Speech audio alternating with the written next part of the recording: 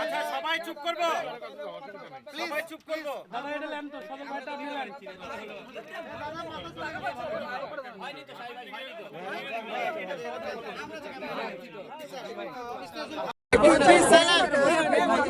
ভাইয়া please please please please সবাই চুপ করো না, সবাই চুপ করো।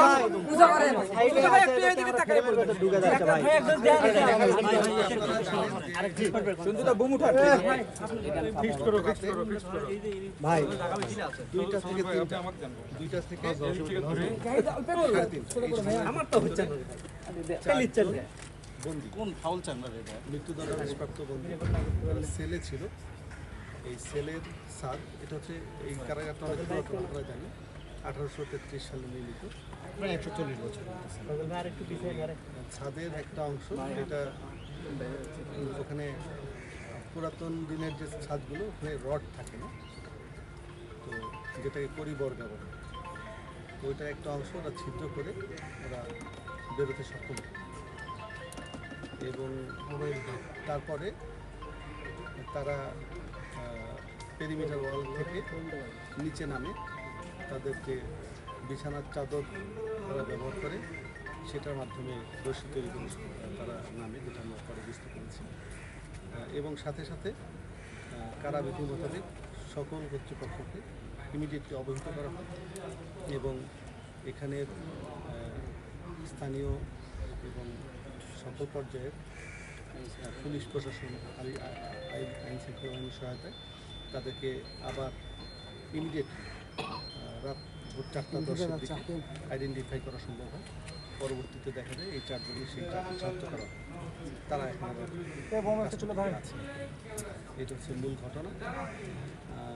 এই ঘটনায় বিষয়ে আমি খুব ভোরে ঢাকা থেকে এসেছি এই বিষয়টা সরেজমিনে দেখার জন্য।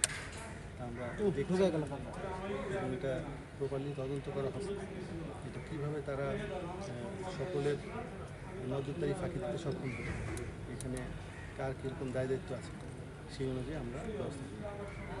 স্যার এমনিতে তারা যে ফুটো করলো, এটা ধাতব বস্তু তারা কোথায় পেল? তদন্তের অধীনে আছে, আমরা তদন্ত করে দেখছি, সবার সাথে কথাবার্তা বলে সরেজমিনে দেখে সেটা আসলে এমনিতে স্যার কারাগার আমরা যতটুকু জানি যে সর্বোচ্চ একটা নিরাপত্তা ব্যবস্থা থাকে, এই নিরাপত্তা ব্যবস্থা গলে তারা বের হয়ে গেল, কারাগার নিরাপত্তা ব্যবস্থা নিয়ে কি আসলে স্যার কোনো প্রশ্ন উঠবে কিনা, সংখ্যা বাড়ানো হবে কিনা বা নিরাপত্তার কোনো অন্য কোনো ব্যবস্থা স্যার আপনারা দিবেন? না, অবশ্যই এটা নিরাপত্তার জন্য তো কিছুটা আইডেন্টিফাই করবে, ওইটাই এখন তদন্তের মাধ্যমে আমাদের দেখতে হবে যে দুর্বলতা কোথায় ছিল এবং সেটা আইডেন্টিফাই করে যথাযথ ব্যবস্থা। আচ্ছা, কারা এলাকা সিসিটিভির আওতাভুক্ত? মোবাইল ছাড়াও হ্যাঁ, সিসিটিভি পেরিমিটারের বাইরে সব এই এলাকাতেই ওনারা গেলেন, প্রথম রাস্তাটা যে রাস্তাতে আমরা কিছু ছবি পেয়েছি যে তারা ইয়ে করেছে, তারপরে এই ব্রিজ দিয়ে তারা গিয়েছে, তাহলে ওইটা হচ্ছে মূল ফটো প্রধান গেটের। তাহলে এই দিক দিয়ে কীভাবে সম্ভব এবং কারারক্ষিত ছিল না, পেরিমিটার ওয়ালের বাইরে কি মুখের মধ্যে এটা সিসিটিভি ফুটেজটা আমরাও পেয়েছি, ওইটাই একটা ক্লু এবং এটা তদন্তের জন্য কার্যকরী।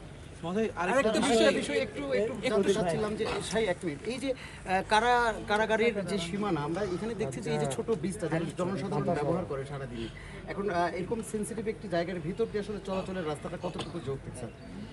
কারাগারের ভেতর দিয়ে এই যে ব্রিজটা যেখানে আমরা দেখছি, সাধারণ মানুষও সারাদিনে এদিকে যাতায়াত করেন, একটা নির্দিষ্ট সময় পরে বোধহয় ওনারা গেট বন্ধ করে দেন, এইটা নিয়ে স্যার আসলে কোনো ব্যবস্থা নেওয়া যাবে না? একদম জনসাধারণ তো সবসময় যাচ্ছে এই কারাগারের ভেতর দিয়েই আসলে বলতে গেলে এই সেতুটা পার। সেটাই মানে আমরা এই ঘটনার সাথে মিলিয়ে যে নিরাপত্তা ঝুঁকিগুলো আইডেন্টিফাই করা যাবে সেইভাবেই সুপারিশটা প্রণীত হবে এবং মানে দায়িত্বপ্রাপ্ত যথাযথ কর্তৃপক্ষের নির্দেশনাক্রমে পরবর্তী ব্যবস্থা নেওয়া হবে। আচ্ছা, আরেকটা বিষয় একটু জানার ছিল, সেটা হলো যে আপনি যে প্রাথমিক যে পরিদর্শনটা করলেন, এখানে ইমিডিয়েট কোনো কিছু আপনার চোখে পড়েছে কিনা এবং তার ফলে কোনো মানে স্বাস্থ্যমূলক ব্যবস্থা কারো বিরুদ্ধে নিয়েছেন কিনা? আর এটা তো মানে এত বড় একটা ঘটনা যেটা আসলে এই এলাকাতে কখনো হয়নি, তো অবশ্যই তো কারো না কারো এখানে গাফিলতি আছে। সেই গাফিলতিটা আপনি কি দেখলেন এবং কারো বিরুদ্ধে কোনো ব্যবস্থা নিলেন কিনা? যেটা গ্রহণ করা অবশ্যই মানে নিরাপত্তা ব্যবস্থা আরও জোরদার করা, এটা তো প্রাথমিক গৃহীত ব্যবস্থা। এরপরে তদন্ত সাপেক্ষে দায় দায়িত্ব যার যেভাবে নির্ধারিত হবে সেই অনুযায়ী সুপারিশ করা হবে এবং সে অনুযায়ী যথাযথ ব্যবস্থা হবে। আমরা জানলাম যে জেলা প্রশাসন 6 সদস্যের একটা তদন্ত কমিটি করেছে, বাট এই ঘটনা তো আসলে ছোট কোনো ঘটনা না, দীর্ঘদিনের একটা সুপরিকল্পনার ফসল। কারণ কন্ডেম সেল ফুটো করে গেল, আপনার কারার কর্তৃপক্ষের কেউ এর সাথে জড়িত আছে কিনা এবং আপনারা অভ্যন্তরীণ কোনো তদন্ত কমিটি আজকে গঠন করলেন কিনা? ফুটো করার জন্য তারা যেটাই ব্যবহার করুক, সেটা স্ক্রু ড্রাইভার হোক আর এই জিনিসটা কীভাবে ঢুকলো সেটাই এটা তদন্তের মাধ্যমে বের হবে। আচ্ছা, কিছুদিন আগে এই জায়গাতে কিন্তু আরেকজন কারারক্ষী হত্যার ঘটনা ঘটেছিল, তারপরেও কিন্তু বিষয়টা মানে তখন ওটা আমরা এই যে নিরাপত্তা immediate news ব্যবস্থার এত করেছিলাম। দুর্বলতা, এইটা কি কখনো রিপোর্ট হয়েছে আপনাদের? একটা বিচ্ছিন্ন হয়েছে, ওটা সেপারেট ঘটনা, এটার সাথে এটা না, কিন্তু এই যে কন্ডেম সেল থেকে একসাথে চারজন চলে গেল ফাঁসির আসামি, তাছাড়া এখানে জঙ্গি সদস্যরাও আছে আমরা যতদূর জানি, 3টা কন্ডেম সেলে তাদেরকে রাখা হয়েছে। তো এই যে দুর্বল নিরাপত্তা ব্যবস্থা, এটা সম্পর্কে কি আগে কোনো রিপোর্ট হয়েছে? কারা কর্তৃপক্ষ আপনারা জানতে পেরেছিলেন কিনা আগে? কর্তৃপক্ষকে কিছু জানিয়েছিলেন বা সেই হিসাবে কোনো ব্যবস্থা আপনি নিয়েছিলেন কিনা? এটা দুর্বল বলা যাবে কিনা, কারণ হচ্ছে এটা বললাম যে 1833 সালে কারাগার, এই সেলগুলোতে 140 বছর ধরে কিন্তু বন্দীরা থাকে।